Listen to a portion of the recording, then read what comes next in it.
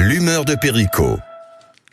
Eh bien, je vais interpeller le recteur de la Grande Mosquée de Paris, Monsieur Chemseddine Hafiz, qui, dans une vidéo datant du 29 avril, dénonce la consommation de porc, déplorant que 4000 convives se réunissent autour d'un cochon à la broche. Nous écoutons les propos du recteur de la Grande Mosquée de Paris. 4000 convives autour d'un cochon à la broche, un banquet présenté comme la célébration des valeurs françaises avec un groupe qui se rend visible pour rappeler aux autres qu'ici en France, ils ne sont pas chez eux.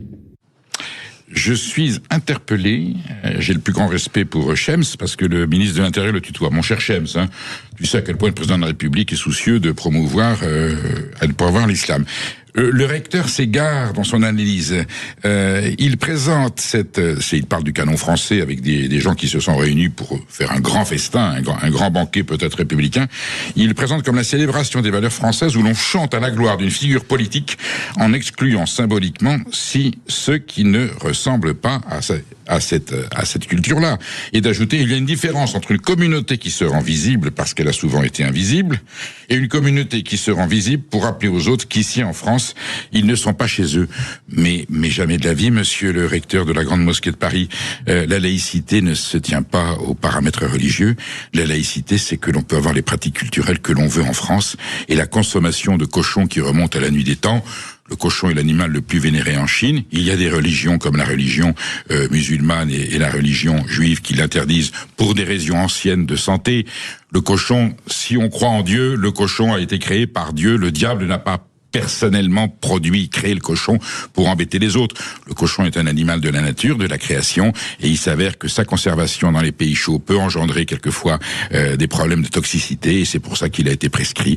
Comme le carême, c'est une forme de régime, le ramadan, c'est une forme de régime, et on a prescrit le porc dans certaines religions pour des raisons d'hygiène alimentaire dans certaines régions de la planète. Voilà. Et lorsque l'on mange du cochon en France, non, ce n'est pas pour rejeter, ce n'est pas pour faire de la fracture sociale, c'est pour perpétuer une tradition ancienne. C'était plutôt la viande des pauvres, c'est la viande des paysans, c'est la viande pas chère souvent, celle du cochon, ça fait partie de notre tradition agricole, et festoyer autour du cochon, c'est un banquet absolument subi. Je n'ai pas compris la démarche du directeur de la Grande Mosquée de Paris. Je vois pas où il veut en venir. Ces réunions du canon français, je suis d'accord, il y a à un moment donné, quand il y a des ébriétés, il y a des individus éméchés qui font le salut, le geste nazi.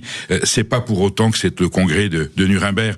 Et on se doute que ce geste tout à fait condamnable, absolument, c'est insupportable, cette dérive. On ne rigole pas avec le salut nazi. Bon, on sent bien que c'est une provocation, parce qu'on sait que chez certaines familles politiques, c'est considéré comme quelque chose d'abominable. Mais c'est pas parce qu'on fait cet acte, je dis bien indéfendable et inexcusable, que l'on bascule forcément dans le nazisme. Pour autant, le grand recteur de la Mosquée de Paris, nous n'allons pas, monsieur le grand recteur, instaurer un halal score pour savoir ce qu'on a le droit de manger ou pas en République française. Pardon, le couscous, la pizza, la paella sont les gloires de la cuisine française. Elles sont la preuve de l'indiversité, elles sont les symboles de l'intégration, et on peut faire aussi du canon français avec du couscous, pourvu qu'on boive un bon rouge, du bon vin, et qu'on célèbre les produits de notre agriculture et de notre patrimoine alimentaire. Voilà. La laïcité touche également le secteur alimentaire. On mange ce que l'on veut, on n'empêche personne d'en manger, on interdit à personne d'autre d'en manger. Ce n'est pas comme d'imposer un signe religieux dans un édifice public. Pour l'instant, l'acte alimentaire est un acte citoyen, c'est un acte de partage et de convivialité. Voilà, je sais bien que la sourate, le verset 173 de la sourate Z dit bien « Il vous est interdit la chair d'une bête morte, le sang, la viande de porc, et ce sur quoi l'on a invoqué un autre qu'Allah, mais... » Ce même verset 173 dit « Il n'y a pas de péché sur celui qui est contraint sans toutefois abuser ni transgresser, car Allah est pardonneur et miséricordieux. » Monsieur le recteur de la Grande Mosquée de Paris, soyez pardonneur et miséricordieux. Je vous assure que personne ne mange du cochon en France pour insulter, diffamer ou provoquer nos compatriotes de confession musulmane. Je me permets juste une contribution, Perico, pour conclure.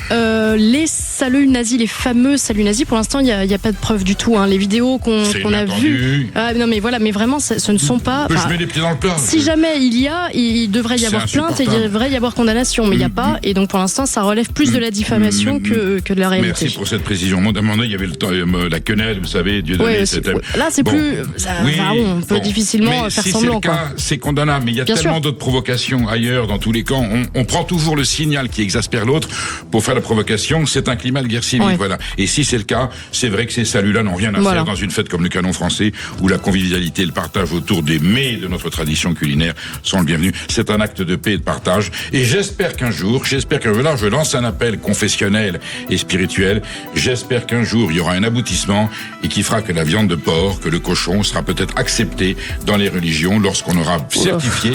Vous êtes très utopiste. Non, mais ça sera un signe de paix. Voilà, moi j'ai des amis musulmans pratiquants Unissons-nous autour du cochon. Qui consomment du porc, qui consomment du cochon, qui consomment de la rillette, du saucisson, du jambon, ils le boivent avec modération, avec amour, parce qu'ils aiment le patrimoine de la France, et ils savent très bien qu'en cela, ils ne transgressent en rien les valeurs absolues de la moralité, de la compassion, du partage. Voilà, Allah est miséricordieux, Dieu est miséricordieux, Jéhovah est miséricordieux. Voilà, gardons le côté convivial et fraternel de ces réunions. Ne voyons pas dans ces symboles forcément un acte de provocation et de détestation de l'autre.